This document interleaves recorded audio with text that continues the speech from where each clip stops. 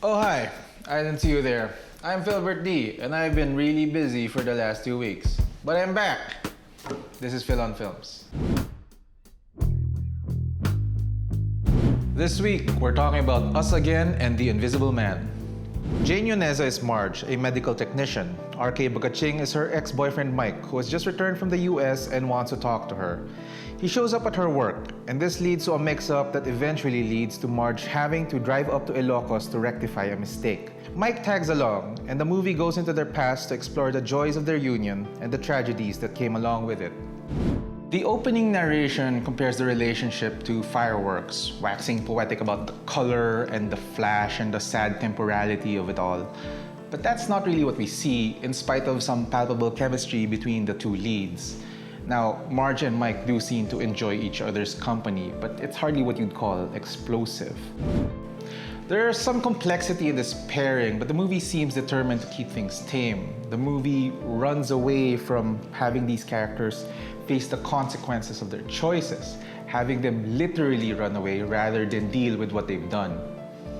For the first half, the movie is just kind of unremarkable. Your standard road movie / romance between two people with hurt feelings.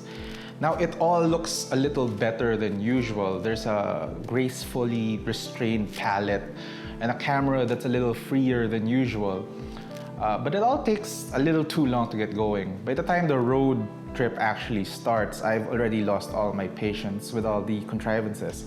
And then it all turns out to be just a pretense for showing a bunch of flashbacks. But where the film loses me is in the back half. That's where it falls into this trope that I really don't like.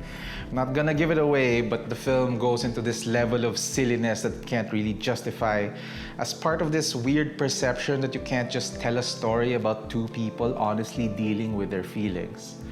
The feelings in this film that they touch on are real and they're valid, and there will always be value in watching two characters hash out the complexities of human relationships. This film ends up reaching for all the wrong things, and it forgets the value of its own emotions. 1.5 stars.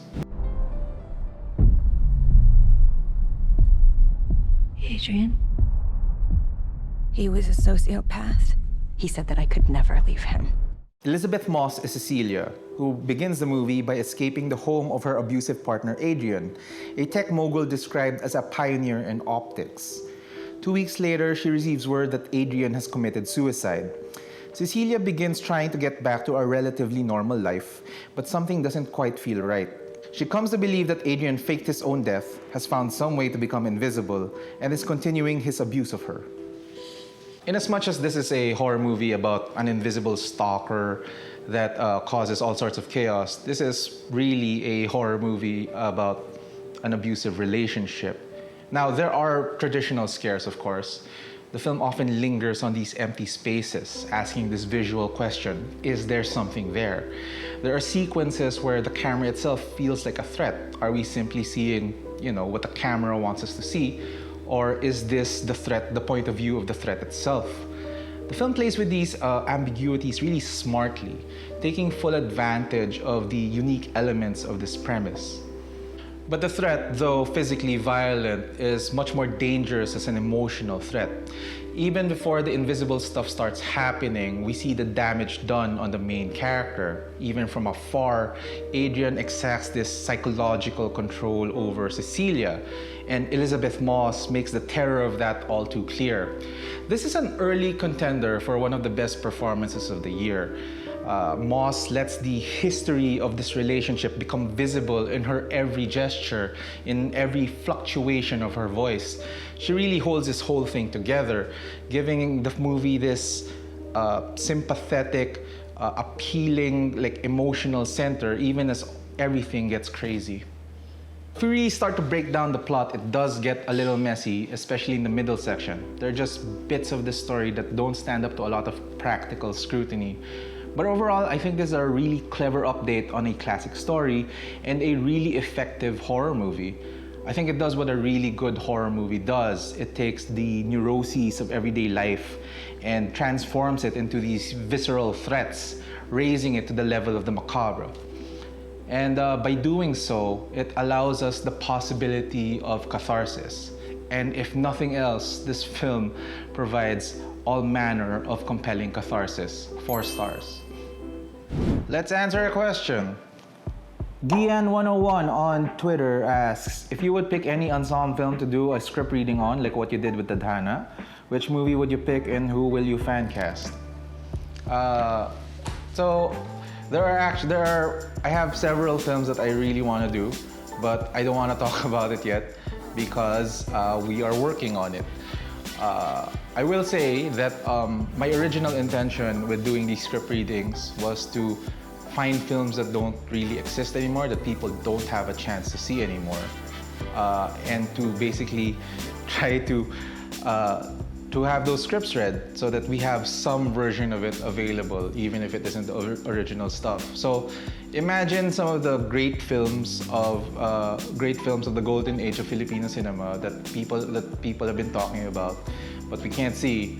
Those are my dream films, just because I want to see those films. I haven't seen those films. But apart from that, in terms of who I want to fan cast, I want to work with everybody. I just want to see what a lot of the actors that are around today would do with work that's already existing. I'd like to see a version of, say, Temptation Island with like all of these new Instagram, this new level of celebrity that came out of Instagram. I'd like, here's one that I'm gonna give away that I really want to do. I want to do Lalakwe, Danny Zialcita's Lalakwe, which is a film you can actually see, but I want to do it with Ramon Bautista in the lead role, Jun Sabaiton playing the doctor, and Erning and Angel Rivero. I think that would be fun to do. The thing is, like, there's no limit to this. I already did like one of my dream things, the Tadhana thing. When I thought of it, I was like, well, this has to happen. It has to happen with these people. It has to happen with Antoinette reading it there. It has to happen with this script, and I already made that happen. So everything else is a bonus. But yeah, look out for things. Look out for a lot of classic films that don't exist anymore, because I think that's the real value of this. Just allowing a new generation of people to experience films that they can't see anymore. So thanks for joining us. I'd like to thank everybody who stopped by at the Unconfined Cinema at the Art Fair. That turned out to be pretty good. I did not believe that people would stay like 90 minutes to watch a movie at the Art Fair, a place where you can see many, many things. But in fact, somebody stuck around for the entirety of Norte. So what did I know? I'd like to plug the Ang Docu, a documentary film festival that's happening at the UP Film Institute, March 16 to 21. They just released the schedule today. You can find it on my Twitter. It looks great. Yeah. And apart from that, do the stuff. Like, subscribe, leave a comment, do all the internet things. And until next time, goodbye, internet. Renew the franchise already. Come on.